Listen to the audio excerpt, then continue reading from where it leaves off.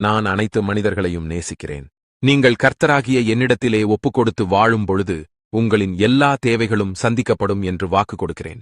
உங்களுடைய குறைவுகள் நிறைவுகளாக மாற்றப்படும். நான் உங்களுக்கு ஐஸ்வர்யத்தினை தரும் பொழுது நீங்கள் எந்த குறைவுகளும் இல்லாமல் நீங்கள் நிறைவாக வாழ்வீர்கள். என் மகளே, என் மகனே, நீங்கள் உங்களுடைய தேவைகளுக்காகத்தானே கலங்கிக் கொண்டிருக்கிறீர்கள். குழந்தைகளின் படிப்பிற்கு என்ன செய்வது என்று கலங்கிக் கொண்டிருக்கிறீர்களா? கடன் கட்டுவதற்கு என்ன செய்ய என்று கலங்கிக் கொண்டிருக்கிறீர்களா? வீடு கட்டுவதற்கு என்ன செய்ய வேண்டும் என்று கலங்கிக் கொண்டிருக்கிறீர்களா?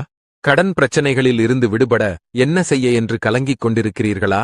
அப்படிப்பட்ட என் ஜனமாகிய உங்களுக்கு கர்த்தராகிய நான் சொல்லுகிறேன். என்னை நோக்கி கேளுங்கள். நீங்கள், கர்த்தாவே, நான் உம்மை தொழுது கொள்கிறேன், உம்மை துதிக்கிறேன், உம்மை ஸ்தோத்தரிக்கிறேன், உம்மை ஆராதிக்கிறேன். என்னுடைய காரியத்தை நீங்கள் பார்த்துக் கொள்வீர்கள் என்று உம்மை விசுவாசிக்கிறேன் என்று என்னை நோக்கி நீங்கள் துதியுங்கள். அப்பொழுது உங்களுடைய தேவைகளை கர்த்தராகிய நான் சந்திப்பேன்.